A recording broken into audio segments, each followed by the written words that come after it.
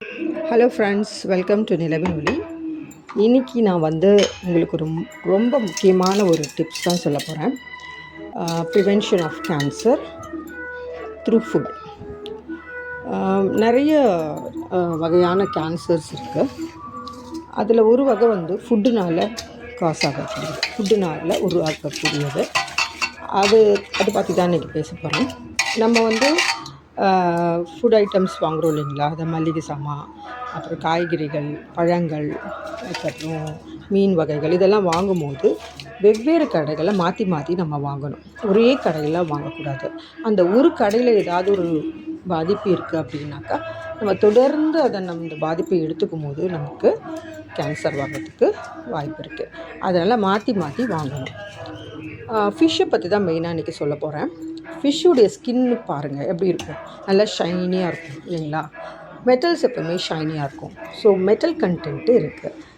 Mercury, silver, அந்த மாதிரி metallic content இருக்குது. ஸோ அதை நல்லா ரிமூவ் பண்ணிவிட்டு தான் நம்ம சாப்பிடணும். ஃபிஷ்ஷை கட்டாயம் நம்ம சாப்பிடணும். அதில் நல்ல கொலஸ்ட்ரால் இருக்குது, ஒமேகா ஃபேட்டி ஆசிட் இருக்குது. அதனால் அது நம்ம எடுத்துக்கிறது நல்லது தான். பட் அதோடைய ஸ்கின்னில் இருக்கக்கூடிய அந்த டாக்ஸிக்னஸை நம்ம ரிமூவ் பண்ணணும். அதுக்கு மஞ்சப்பொடியும் கல்லுப்பும் நம்ம யூஸ் பண்ணணும். மஞ்சப்பொடி என்ன பண்ணுதுன்னு பார்த்திங்கன்னா, அது டிஸ்இன்ஃபெக்டன்ட், டாக்ஸிக்னஸை ரிமூவ் பண்ணும். ஏதாவது டாக்ஸிக் சப்ஸ்டன்ஸ் இருந்தால் அது ரிமூவ் பண்ணும். ஏன்னா எதை கல்டிவேட் பண்ணாலும் அதுக்கு நம்ம ஏதோ கெமிக்கல்ஸ் யூஸ் பண்ணுறாங்க. ஸோ அப்போ அது ரிமூவ் ஆகிடும். அதுக்கப்புறம் கல்லுப்பு பார்த்திங்கன்னா மெட்டாலிக் சப்ஸ்டன்ஸ் இருக்கிறது, சில்வர், மெர்க்குரி இருக்கிறதெல்லாம் குளோரைடாக மாற்றி வாட்டரில் டிசால்வ் பண்ணி ரிமூவ் பண்ணிவிடும். ஸோ இந்த மாதிரி மெட்டாலிக் கண்டென்ட்டு நம்ம அதிகமாக எடுத்துக்கும் போது நமக்கு கேன்சர் வரும். ஸோ இதை நம்ம ப்ரிவென்ட் பண்ணுறதுக்கு எவ்ரி ஃபுட் ஐட்டம்ஸு நல்லா வாஷ் பண்ணோம், மஞ்சப்பொடி யூஸ் பண்ணி. அதுக்கப்புறம் மெயினாக நான்வெஜ்ஜு நம்ம மஞ்சப்பொடியும் கல்லுப்பும் யூஸ் பண்ணி நல்லா வாஷ் பண்ணிவிட்டு அதுக்கப்புறம் யூஸ் பண்ணணும். அண்ட் ஃப்ரை பண்ணும் போதோ இல்லை குழம்பு வைக்கும் போதோ ஃப்ரெஷ் ஆயில் யூஸ் பண்ணுங்கள்.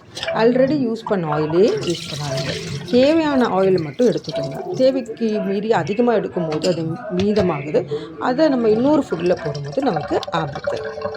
லிமிட்டாக தான் ஆயில் விட்டு ஃப்ரை பண்ணணும். எக்ஸஸாக ஆயில் விட்டுட்டு அதுக்கப்புறம் அந்த ஆயில் எடுத்து விட்டுட்டு வேறு ஏதாவது ஆம்லெட்டில் போட்டுட்டு அப்படிலாம் பண்ணக்கூடாது. பெப்பர் கொஞ்சம் எடுத்துக்கொடு. பெப்பர் ஃபிஷ் நல்லா குக் ஆனதுக்கப்புறமா தான் போடணும் பெப்பர்.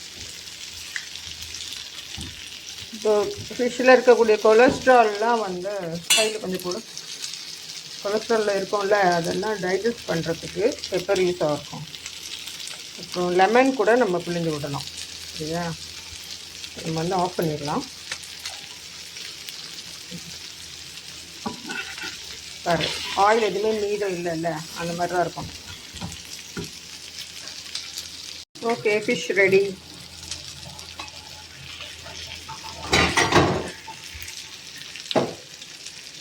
Okay, fish ready.